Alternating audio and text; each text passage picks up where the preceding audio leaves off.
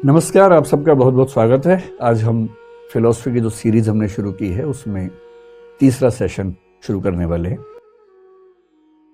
आमद बोलते हैं कि आमद आएगी ऊपर से तो कविता लिखी जाएगी। अब चाह के नहीं लिख सकते, तो एक कवि है कसम खा के बैठा कि लिख के ही मानूंगा, और कविता की कॉपी बनाई है। कविता सोचिए, कोई नाम कविता की कॉपी बना के लिख के बैठा कि 8 बजे आज कविता का उत्पादन करना ही करना है। सोचता रहा पर कुछ सूझा ही नहीं, और उस कविता इसी पे कविता लिखी है। कविता लिखने पे कविता लिखी। इसका भाव है लिपटा रजाई में, सर्दी आजकल जैसी, लिपटा रजाई में ठंडक से अकड़ी उंगलियों में कलम पकड़, मोटे तकिए पर रख कविता की कापी, मैंने इस जीवन की गली गली नापी, हाथ कुछ लगा नहीं, कोई भी भाव कम वक्त जगा नहीं।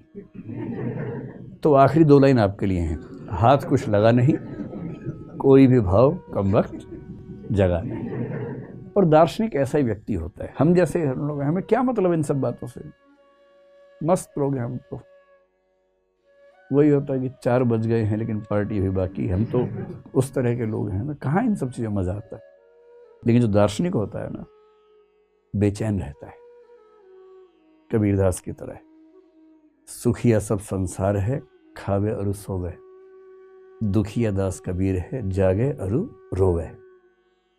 ये जो बेचैनी है ना, जिनमें होती है इंटेलेक्चुअल क्यूरियोसिटी होती है, बहुत बेचैन रहते हैं कि ये कैसे सब चीज़ें बनी, तब फिर ये सब विचार उनके मन में आते हैं। बहरहाल मेरा ख्याल है कि आप लोग मोटे तौर पर सब बातें समझ गए होंगे, और बहुत दर्दनाक अनुभव आपका आज का नहीं रहा होगा। तो अगली बार तक हम कोशिश करेंगे कि जो कई लोग कमेंट्स में लिखते हैं कि हम भी आना चाहते हैं, तो हम एक प्रोसेस निकाल रहे हैं कि बाहर के ऑडियंस भी इस प्रोग्राम में आ सके। आजकल में उसका फॉर्म निकालेंगे, तो जो लोग आना चाहें उसमें उनको बुलाएंगे। आप भी आ सकते हैं, मतलब अगर आपका मन करे तो आप भी हैं और वो भी हैं। कोई बहुत गहरा सवाल है तो पूछिए। मेरा नाम अजय है सर।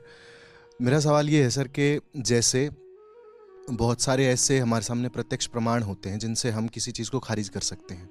जैसे ये कहा जाता है कि रीबर्थ का जो कंसेप्ट है वो इंडियन ओरिजिन का है, लेकिन स्वीडनबर्ग नाम के इमैनुअल स्वीडनबर्ग एक आदमी हुए, उन्होंने किताब लिखी हेवन एंड हेल। तो उन्होंने ये साबित कर दिया कि उनके पास कुछ ऐसी सुपरनैचुरल पावर्स हैं जो भी हैं कि ये चीज़ें होती हैं। तो हम क्या उन चीज़ों को खारिज नहीं कर सकते जो सिद्ध हो चुकी हैं प्रत्यक्षतः? तो क्या हम वही परसीव करते हैं जो हम बिलीव करते हैं, या इसका दूसरा पहलू ये कि बुद्ध ने अपनी सारी साधना सनातनी की, लेकिन जब उनको ज्ञान प्राप्त हुआ तो उन्होंने एक नया धर्म बनाया, बुद्धिज़्म। तो क्या बुद्ध ने वो बिलीव नहीं किया जो उन्होंने परसीव किया? तो कौन सी चीज़ होती है सर, जो हम बिलीव करते हैं वो परसीव करते हैं, जो परसीव करते हैं वही बिलीव करते हैं? दोनों बातें हैं भाई। कई बार हम जो देखते हैं उस पर विश्वास करते हैं, लेकिन एक समय के बाद हम वही देखते हैं जो हमारे विश्वास के अनुकूल होता है, क्योंकि हमारे देखने का नज़रिया भी वैसा बन जाता है। फिर हमें वही चीज़ें नज़र आने लगती हैं जो हम देखना चाहते हैं। लेकिन जो पहला सवाल आपका है ना, जहाँ तक परसेप्शन की लिमिट्स की बात है, अगर हम कहें कि जो दिखता है वही अंतिम सत्य है, जो जैसे चारवाक ने कहा, चारवाक इस पे फंस भी जाते हैं।